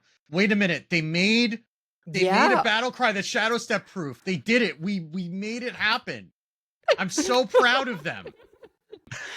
Yeah. So you can only do it once. They thought about that, and yeah, it's like if you've already been hitting them all game, it's less good. So yeah, I don't know. I kind of feel like the best case for this is just for them to have a bad card that keeps getting in their deck that they never want to play, because even though it replaces itself, even though it has battle cry, draw a card, they don't even get the 3/3 in play. It shuffles itself back in right away. It's 3 mana tradable. Yeah. Well, there's a couple things, right? One is that you're effectively starting with a 29 card deck, right? Which is not insignificant because this is taking up 3 card slots, and one of them is going immediately out of your deck and into your opponent's. Ah, that's a good point. Yeah. So that is not insignificant. Like, you are putting 2 mid cards. Let's just say, for argument's sake, that these are mid cards, and even the Kingslayer's like, whatever. You're still drawing a legendary. Either it's Garona or something else. That's probably fine. It's still, and it's also a War Axe, which is not nothing, right? Sure. So I mean, it's drawing a card for your opponent, which also, depending on what the state of their hand is, could be a good thing anyway. But it is also tricky though, right? Because like you don't necessarily want them to burn what they're going to draw. I mean, maybe a lot of times you do. Yeah. But they could end up burning King Lane, and then it turns off whatever, your Garona. then you lose that. Fine, whatever. But you probably but it's you're starting with a 29 card deck, and like paying the 3 mana to replace itself is a real cost. Like, yeah, I'm thinking of like, oh, what the hell was the thing from Festival of Legends that put the 2/3/3s in your opponent's hand? I'm forgetting what the name of it is now. That was in like every deck ever. It was the 4-drop that put 2/3/3s in your opponent's hand. Yeah. Posic, yeah. Posic, like, yep. Like, and that was like, you had to play that a lot of the time just to not give them 2/3/3s if they had a way of killing it off on the next turn, and that messed up your turn pretty significantly when you had to do that. And if you're not even getting a 3/3 with this, you're getting to draw a card. Like, if Arcane Intellect is bad at 3 mana draw 2, 3 mana draw 1 is terrible. Yeah. Yeah, so you're not unhappy if your opponent does this. It's not good against armor, but it is good against Death Knight max health gain, at least. But yeah, it is kind of a strange card. There are other cards that care about, like, allow you to have a sense of what your opponent has on their hand. Yeah, you can do some scouting, see if King Lane is there. So, for example, Royal Informant is a 3 mana 2/4 with Battle Cry. Look at the rightmost card in your opponent's hand. Either get a copy of it or increase its cost by 2. And the rightmost card is the one they just drew. Just in case that's not clear. Well, unless they played what they just drew, but yeah. Whatever they've drawn most recently is going to be on the right side of their hand. Yeah. If this is played, that's going to be so annoying. Yeah. Yeah, because the flexibility makes it much better for the rogue, right? Because you can get a copy of it, but if it's a quest warlock or a quest paladin, maybe you just disrupt them a little bit instead because you don't want their stuff. So it can look for King, like you could like Kingslayer swing and then see if they got King Lane and play Royal Informant, but we could also just play this by itself, like getting to tax something too is pretty significant. And you can just respond to them finishing a quest and not being able to play the reward the next turn by, okay, you pay 2 more for that. Because you know what's there, right? Oh yeah, that's actually a good point. Oh, also with Garona, if you really hate spell quest mage, Garona just turns it off until they draw it. Yep, it sure does. Right, which means they're only if they play something and it's on, you know King Lane is there. Yeah. And they're never going to want to play King Hunter. Lane because it'll turn their deck off again. Yeah. So yeah, if that is the terror of the meta ever, we Unlikely. also have unlikely, but or if it just particularly annoys someone, which I could understand. We also have Deja Vu is a 1-mana spell. Discover a copy of a card in your opponent's hand. It costs 1 less. So you can see 3 of the cards in there and you get a copy and it costs 1 less. Someone on Reddit, of course, pointed out that if you get lucky, you can do a combo where you play Lorewalker Cho. You play Rumble Enthusiast, which does 1 damage every time that a card from the right hand or left hand side of your hand is played. You play Deja Vu, and then you discover this is the get lucky part. Either they have very few cards in hand or you get lucky. You discover the Deja Vu back out of their hand. And then you keep repeating this until they die or the animations run out. See, this is one of those things really happening. Yeah, this is one of those things that's like, well, this might exist in Magic the Gathering, right? Or in a form where you explain the combo and then then the game's over. You also have to play it 30 times. Right. Rather than, oh no, you have to do this. Like, a weird thing about Hearthstone that is like, sometimes cool, often for the best actually, is that like, yeah, you need to have the APM to do the thing. And so there have been a couple combos in Hearthstone's history where it's like, this is theoretically possible, but not really. Yeah. Yeah, unless you're animation cheating, which they will definitely crack down on, right? Then so don't do that because then that's your account. But there are other uses of Deja Vu, like they're a warrior and they just got their quest reward. I mean, like, Identity Theft is a card that was played a lot. Mm-hmm. And this is also a thing that Rogue does. So this is, of course, Identity Theft of class identity, which is, I guess, somewhat appropriate. But, yeah. But, I mean, like, Identity Theft was a card that was played for the entire time that it was in Standard in almost every pre-stack. So this is probably fine.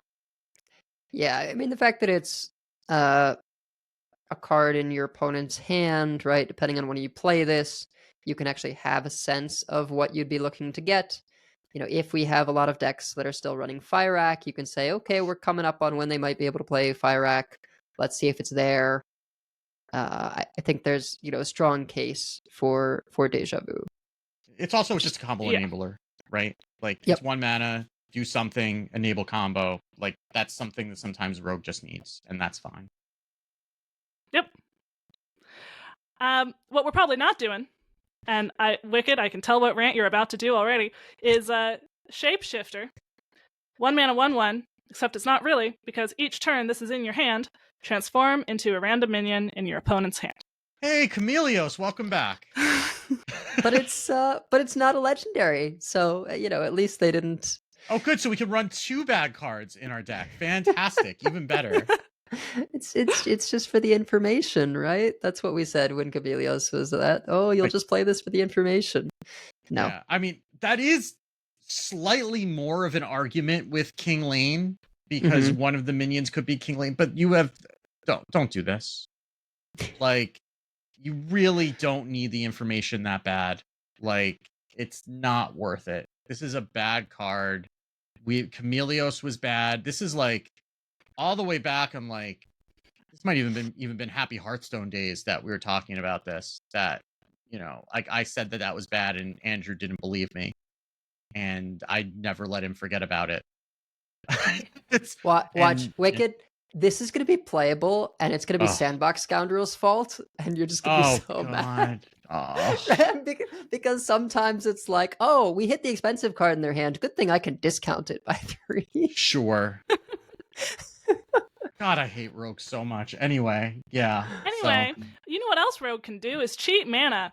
So, Time Admiral Hooktail is a dragon pirate, 5 mana, 4/6, battle cry. Summon a 0/8 chest for your opponent. It's full of coins. What that means is that it has death rattle. When you kill their chest, you get a handful of coins. However many slots you have open, they're all coins now.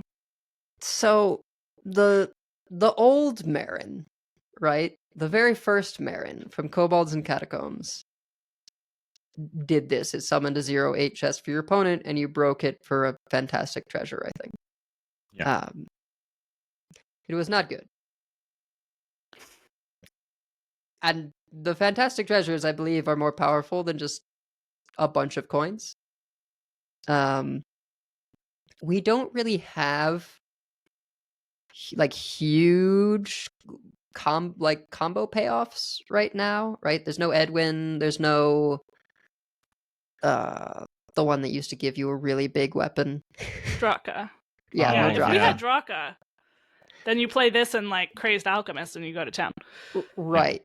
So, it's tough to kill a 0/8 without Crazed Alchemist or, something else that just auto kills. And I genuinely don't really know what we're doing that gets a huge payoff from playing a bunch of coins. Because we already have ways of getting some coins to cheat the curve a bit, right? In the weapon and in O Manager. So I just am not seeing the vision on like giving our opponent a thing that we probably can't deal with right away, that they might be able to do stuff with to at some point get coins And to it doesn't ramp seem mana after turn 5. And it doesn't seem like Rogue really has a problem with mana cheating at this point. Like, it's Right. fine. It's doing great. Like, it doesn't need a whole bunch of coins to do that. And, like, the only thing... God, if they put Wishing Well back in core, I'm going to scream. I doubt it. Because- I very much doubt it. That would be the kind of thing where, like, that was, like, if you care about playing coins, right? That would be the reason. But, like, I don't know why you want a hand full of coins unless you have something that cares about playing a whole bunch of cards in a turn, or playing spells and playing a lot of spells, or if Wishing Well or Gadgetzan Auctioneer suddenly gets put back in the core. Then I'm with you. Then I get it. But absent any of those things, I'm not sure why we want to do this, especially because, like, sending 8 damage into a treasure chest that you could be sending into someone's face doesn't seem like a way you're going to win a Hearthstone game. I think this is maybe a future card, right? Yeah, Mhm. maybe. Maybe or maybe not, depending on what we get. So the current mana cheat is mostly from Perils, Yeah, which will go away. which will go away, and then we might get a payoff. If we get a payoff, and then that goes away, or we get a combo that needs more mana or something late in the game, maybe. I don't see a home for it right now. Yeah, Unless good. somebody, I mean, I'm sure people are cooking over on Reddit, but I Yeah, I am far more optimistic on the 4 sort of nebulous, like don't have a particular home Rogue cards. yes. Which, there's just how it goes with Rogue, right? Like, it's just the utility stuff that looks promising. Yeah, well, and we've said, there's something to be said for utility stuff being promising. So to blast through some of these, we've got Fast Forward, 4 mana, draw 2 cards, pick one to have its cost reduced by 2. Expensive for draw 2, right, at 4, but you get the mana back somewhere and you get to pick which one of the things. I don't know if this makes it, maybe in a world when Dubious Purchase is gone. Because, there's only so many things that you can prep. But, yeah, getting to pick mana reduction on a thing, like, it's a maybe. It's a maybe. We have Flashback, 2 mana, summon 2 random 1-cost minions from the past, combo with +1 attack. Give me Tempo Rogue. I like, you throw a 1-drop, you prep Flashback. Amazing. I want it. Also goes with the 4-drop. Yeah, this might also be a future card too, because we don't have a tempo rogue right now. So, But we could. Yeah. We could. There's also Troubled Doubles. Let's skip ahead to that one. 4 mana, 3/3 stealth combo. Summon a copy of this. Like- those words are always scary. Yep. Like, Yep. whenever it says summon a copy and not summon a 3/3 Trouble Double, like those are cards that get nerfed more often than not.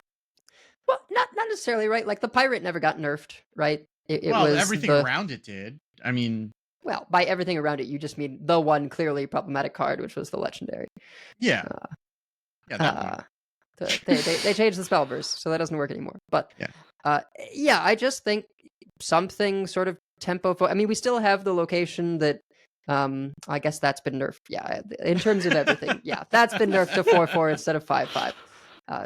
But yeah, like I could see a world where we have a deck that runs flashback, that runs Trouble Double, right? That's more combo focused, and very, very aggressive. We do still have Waggle Pick in core right now, right? Which is a 4 attack, 2 durability weapon. There's also several dark gifts that buff attack. Yeah. Which is, I mean, 4/5, put it on top of your deck is spooky. 3+3 attack and lifesteal, +2/+2 and elusive. And the fact that they have stealth means unless your opponent has a wipe, they're almost certainly getting to hit face next turn. Mhm. So that's where this could be.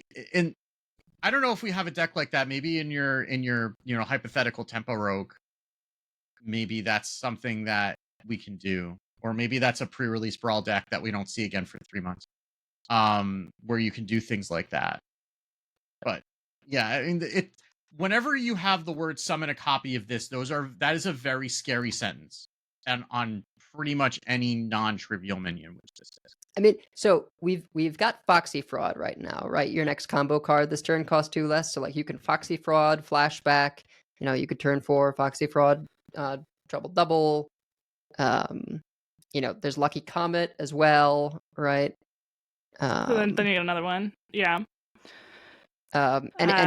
You could be like a mix of combo stuff and dark gifts, where you're running like the stuff for dark gifts, and you've got Cinder Sword as a 1 mana 4/2 weapon.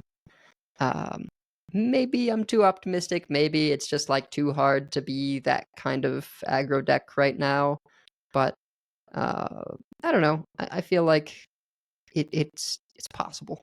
It doesn't take much to make a card like this scary. Yeah. Well, and then we have Chrono Daggers, 3 mana, rewind, throw 3 knives at random enemies that deal 2 damage each. This Sure. is what Demon Hunter wanted. Yes. Especially because they have the quest instead of the 4 mana deal 4 to 2. Yeah. Yeah. 3 mana deal. This is written the way that says deal 6 damage face if your opponent's board is clear. Wait, is it? No, I No. don't think so. It's written the same way. No, it's not. It's the other one says deal 4 damage to 2 random enemies. This says throw 3 knives at random enemies. Really? I don't know. That's actually something maybe we need to confirm, but this might be written the way you want it to be written. Again, this is assuming that reading the card explains the card, which it often does not. So it could just be that they wrote it differently, and maybe we need to confirm that. Yeah. But It's when they do flavorful things like saying throw 3 knives, where this kind of stuff comes into a little bit more question. Like if it just said deal 2 damage to 3 random enemies, then obviously it would be the same as the Demon Hunter one. I guess we'll have to clarify on that one. If they can't all go face, wow! Like I went from this card is okay to this card is great. Yeah, it actually the wording suggests to me that it could all go face, but again, that doesn't necessarily. It could just be because it's more flavorful to say throw the knives at. Regardless, it is the kind of thing where you look at it and you go, okay, so spell damage is extra good for this, right? Because +1 spell damage means that each of them does 3. If that can hit face, then it's a good thing only a couple neutral spell damage cards exist right now in Thalnos and Oracle, which got nerfed to 4, right? So because that would be a hefty chunk of damage if you could have +1 spell damage and make this deal 9 face on an empty board. Yep. And lastly, we have Dethrone 7 mana Shadow Spell, destroy a minion, combo, summon a random 8-cost minion. No, thank you. All right, let's get to the All right, class moving that on. is Shaman. good. All right, Shaman, I think is the most excited I am for any of the new sets. I always have sort of a strange relationship with Shaman. I think because Shaman can have some pretty weird sets sometimes, right? It tends to be sort of all over the place. It has the most sort of questionable class identity. When it's had a class identity at all. Yeah. When its class Yeah. identity wasn't just I get to run hacks. That's often been its class identity. So Right. Ignoring everything else in the class, the card, the Fabled card, like this is what I wanted out of all the Fabled cards, was like, give me a win condition that is my class's win condition. Muradin, High King, Fabled, Rush, Battlecry, bring the High King's hammer to me! Death Rattle added to your hand. Well, what's the High King's hammer? It's one of the cards that goes into your deck with this. 6 mana, 3/4 weapon. Wind Fury. Death Rattle. Shuffle this into your deck with +2 attack permanently. So, when it gets tutored to Muradin and attaches to him, it will give him whatever its power is at the time. Often will be 3, but if you've already swung with the hammer and it's shuffled back in, that'll be 5, right? So but let's say it's baseline, he'll become a 6/6 rush Wind does he Fury. get the health too? Yep, I he sure assume does. so. Yeah. Yeah, there was in I believe it was Zeddy's reveal video or whoever's reveal video it was of this. Okay. He does get the health, so he is a 5 mana 6/6 rush Wind Fury. As long as it's not in your hand. Well, I guess even if it's in your hand, hand. Yeah. Yep. I think even if it's in play, it'll just leave the weapon slot and go to him. As long as somebody funny. hasn't cobalt sticky fingered it, then yeah. Yeah. And then, yeah, as long as you don't foolishly allow your Muradin to stay alive for the opponent to silence or hex it or whatever, then you will have a forever weapon. Which could be challenging given that he gets the health. It actually might be better if he didn't get the health, to be honest. I mean, if you're hitting 2 different minions, like getting rid of 6 health is not the craziest thing. Yeah. Maybe a little bit more if your opponent is the priest with Medivh, but I don't know. That deck is gonna summon some big minions, so I think it's gonna be not too hard to make sure that Muradin goes down so that you can have that weapon. And once you've got that weapon, it doesn't matter if they ooze it, right? Or not ooze, Viper it, because then it just shuffles back in and gets bigger. So the main thing is like finding it each time, right? No instrument tech. It means that you do have to find it each time. Yeah. Chad is pointing out that Steam Cleaner is still a card that's in core. That's true. That's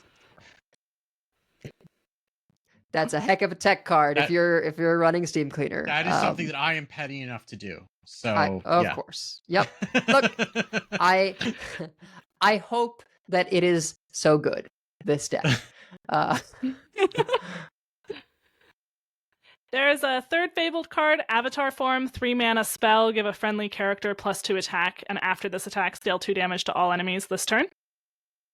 Solid. So, yep. Solid. Whether or not you have the weapon. There is a card called Weapons Attendant, which is a 6 mana pirate that will tutor a weapon. Let me see the exact text of it. But so I, of course, looked at this and said, so weapons attendant, battle cry. If you control another pirate, equip a random weapon from your deck. So that will tutor this. That gives you a couple of tutors. Now, it's kind of expensive, but you get the weapon. You don't have to also pay for the weapon, right? And you do need other pirates. So what I did is I made a pirate shaman with Muradin and that other things that hit them in the face. And then if they don't die from the regular pirates, they die from the Wind Fury. And that's deck.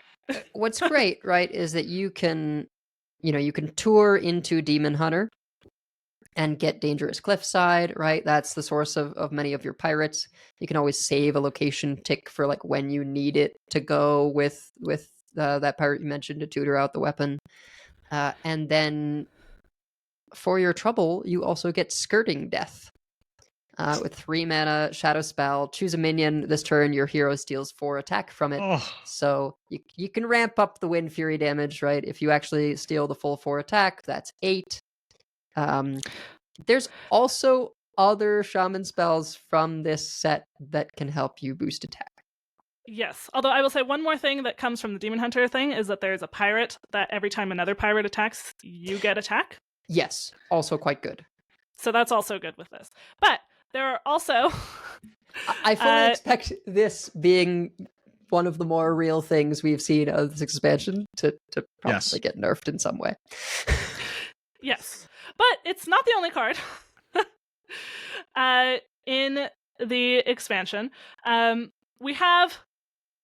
we should probably just mainly talk about this. So the main package in this, which could go with Muradin or not, is Enraged Shaman, essentially.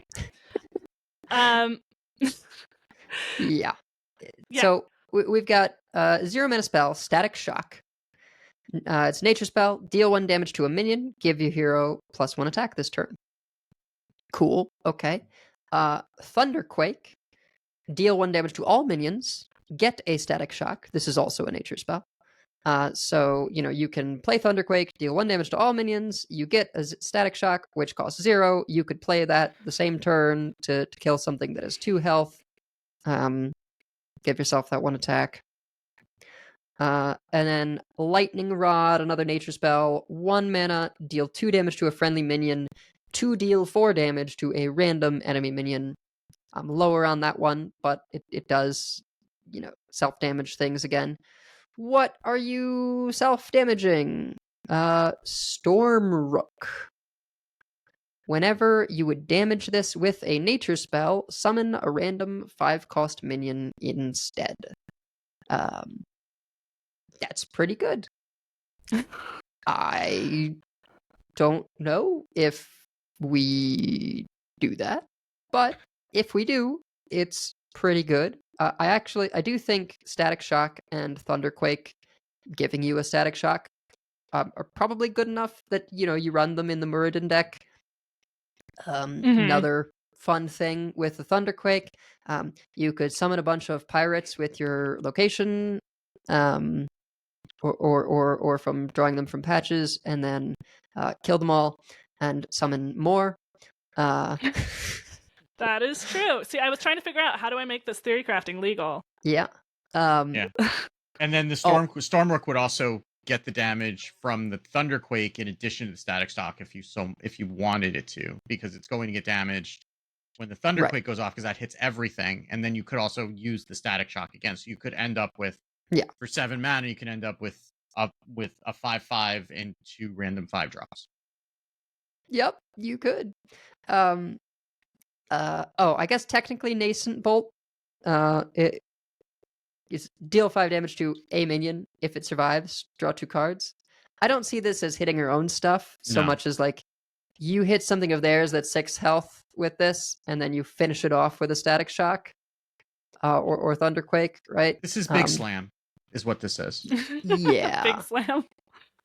And then sort of adjacent to these are stuff that just cares about nature spells generally. Well, first we have Flux Revenant. Oh, isn't that just another? Oh, sorry. It cares about damage, yeah. Yeah, whenever you would damage this with a nature spell, it gains +2/+1 instead. So yeah, that's another payoff in addition to the Stormrock, which makes And it that's a little more doable. That's a 2-mana 1/4 to begin with, but then you can grow it. Does have taunt. And it has taunt. It's an elemental if we care about such things. Yep. So, I don't know, like, that there's relevant, like, existing nature spells that that would go with this, right? Because it's basically like lightning bolt and voltaic burst doesn't do damage. I guess you could pop up book. Pop-up book is a good you could card. pop up book. That's the answer. So this is a mostly sort of Meteor Storm also maybe. no. No. This is a mostly Hex. just this just this set thing, but they might add to it, right? And yeah, you could do some interesting early game stuff with Flux Revenant and like Lightning Rod, Static Shock shenanigans. Primordial Overseer is a little bit like not all in. It's just it's 2-mana 2/3 battle cry. If you've cast a nature spell while holding this, gain +1/+1 and draw a card. So you can see how it sort of shapes up, where it's like, okay, you Flux Revenant and immediately Static Shock it, and then you can follow up the next turn with Primordial Overseer as a 3/4 that draws you a card. Maybe they didn't kill the Flux Revenant, and you can Lightning Rod it with your 1 mana left over. It kind of comes together for an interesting sort of early game. Don't know what else goes in there. I mean, I assume you would run Slither Spear. Slither Spear goes great with this stuff. You could run Muradin. It's just extra damage if it goes late. Yeah, you for sure would run Muradin in that deck. I just think probably the best way to run Muradin does not involve the minions that care about being hurt and just involves Thunderquake and Static Shocks because they give you attack. But you probably There's just also- run it in a lot. I mean, that's a 3-card package that you can just throw into a bunch of decks. Like, when do you not want Infinite Doomhammer? Right? Well, yes. This is why I like Muradin a lot. Yeah. And then Farseer Woe is the other legendary for Shaman. A 4-mana 2/6 elusive, which is interesting. After you cast a spell, discover a nature spell from the past. Elusive means that you can't Static Shock this, which is kind of annoying. Yeah, but you can play the coin. Yeah. And it is just after you cast a spell, not after you cast a nature spell. This, still probably goes in that deck and is fine. It can sort of fuel itself if you discover cheap nature spells from the past. I'm interested in this, but I don't know how powerful it is. I'd have to take a look at like just how many decent hits there are in terms of nature spells from the past. It could just generate a lot of value, right? It could be one of those where it's like you run it, you have a weird sort of pop-off turn where you generate a bunch of spells, and because you get to discover them, it taxes your APM, but you do get to pick sort of the best of the options. And maybe that's all it needs to be. But yeah, I'm mostly ignoring everything else. I'm interested in Muradin. Yeah, it's not really 82 because some of those are in standard and some of those are duplicates in the card library because it counts the core and the non-core versions separately in Wild. But so let's say there's probably a pool of 60. It's probably a decent death that you're discovering out of. So that's a big pool. It's going to be pretty random what you're going to get. And I mean, there's some stuff. I mean, Spirit Echo would kind of be hilarious. Give your minions Death Rattle, return this to your hand, right? I mean, you've got, you've got stuff like Witch's Brew, restore 4 health, repeatable this turn. You do, of course, there's always Lightning Bloom. There's a few 0-cost spells, actually quite a few 0-cost spells. Forked Lightning would go well with the other, damage your own things with nature spells stuff. Yeah. Well, no, that only does. Forked Lightning only hits enemy minions. Sorry, not Forked Lightning. Bottled lightning? Beakered lightning. Yes. We got there. Yeah, beakered lightning would work. Zap would work too. I mean, that's just 2 damage, 0 mana. So like there's a bunch of stuff that you can do. They used overload a lot more in the past than they do now, I think. So you do have to be a little bit careful that you're not going to lock out your next turn by doing this. Yeah. But but it is Discover, and as you say, there's a lot of cheap stuff. I will be very amused if there's a world where, like, you know, you stick a Flux Revenant like later on, and they think, oh, you're out of stuff, and you just pop off with Farseer Woe and hit all the, like, you know, cheap nature spells from the past that can damage it. That would be amusing. I mean, we played Instructor Fireheart, and sometimes went for a while. Yeah. That was not nearly as big a pool, but it was also like any spell school. So yeah. Well, Lesser Sapphire Spellstone is a nature spell. You could get that played on Murd, and now you have 3 weapons. I guess. I don't know. That doesn't really help you. I didn't say it was a good plan. It just means you're more likely to draw one of them. Yeah. And they're all going to be smaller than if you just kept drawing the same one over and over again. But, you know, it's a thing you could do. I'd be more interested on, but I guess you couldn't do it, right? Because you can't target. But if you could get a bunch of copies of Farseer Woe. But anyway, there's also Instant Multiverse, which is the not interesting card of Shaman. 6-cost spell. Rewind, summon 12 mana worth of random minions, overload 3. So you don't know how many minions you're getting. You could just get a Deathwing. It could even be a boat. You could get 6 Doomsayers. You could get a carrier, and just a carrier. Yeah, that's a weird one. I don't think it's great. But yeah, Muradin and Farseer Woe are cool, and like this package of self-damage nature stuff, like I don't know how it pans out, but it's interesting and fun, and even if a deck doesn't manifest in terms of like running all of it, I think that some of the pieces are good enough to be worth playing, mainly Static Shock and Thunderquake. So. And it's a completely different concept than we've had before, right? Like for Shaman, yeah.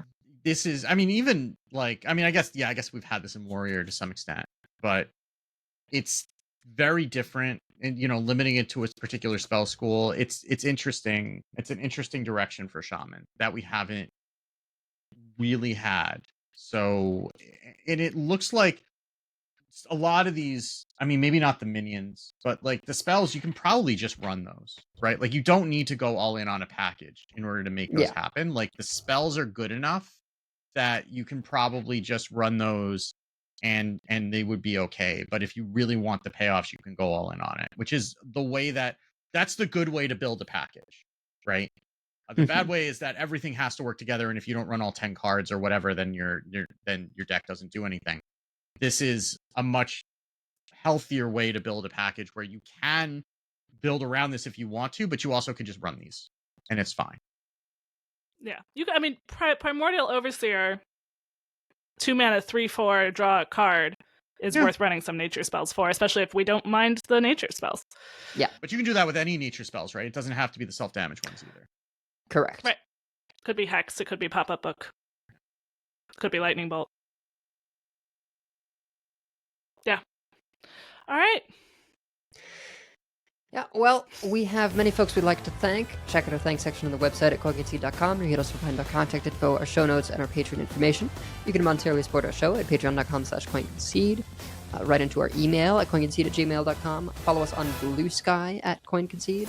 Join us every week live by following us on Twitch at twitch.coinconcede.com. Join our community chats in our Discord at discord.coinconcede.com.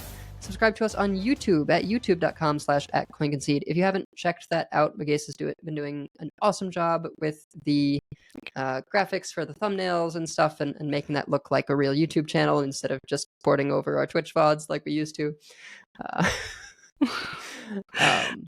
And then shop still pending. And yeah, and we will probably be on a different schedule if you're watching live next week, because Theory Crafting is a week from tomorrow, but it's on our Thursday, which is our normal night. So assuming that we are participating, which we hope to be, then we'll be doing Theory Crafting then, and then we will probably record off time. We'll figure out what that is and announce it in the Discord, because we haven't figured that out yet, but we will get there.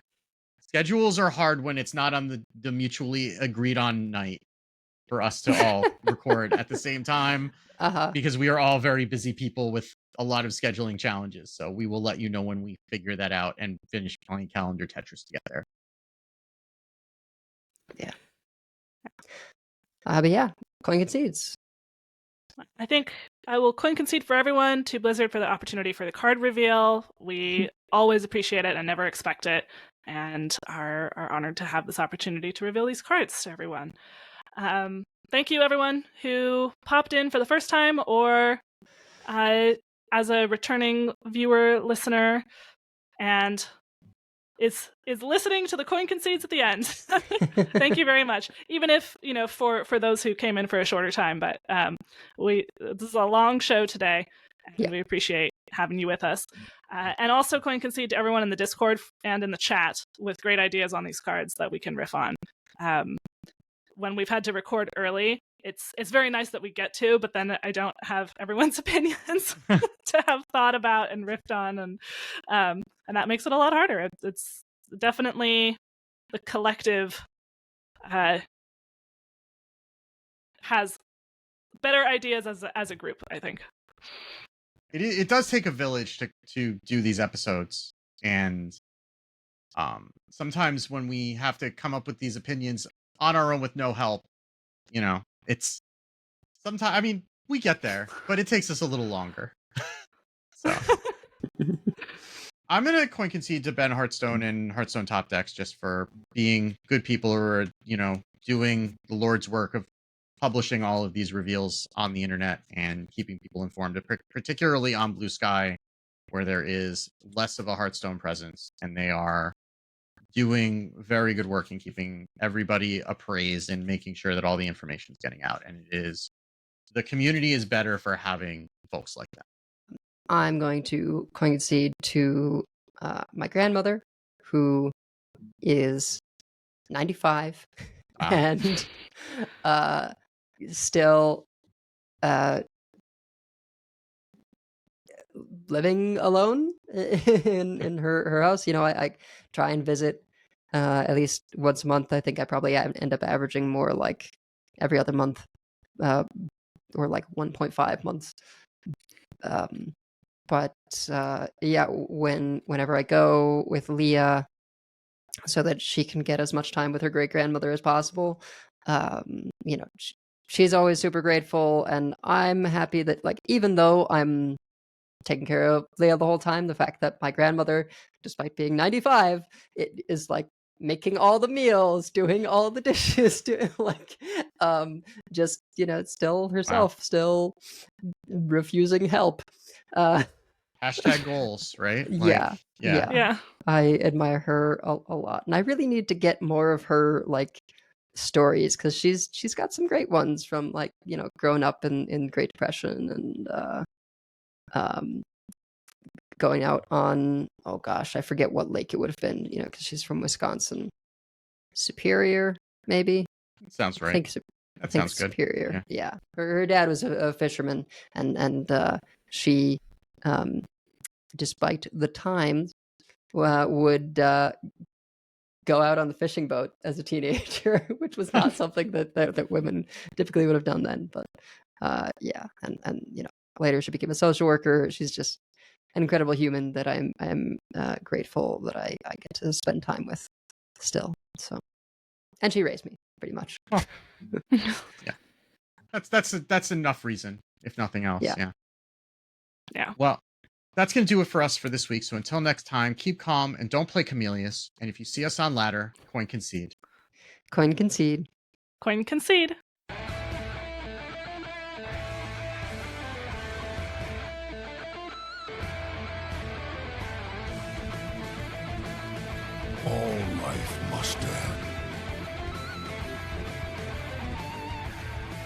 I yield for now.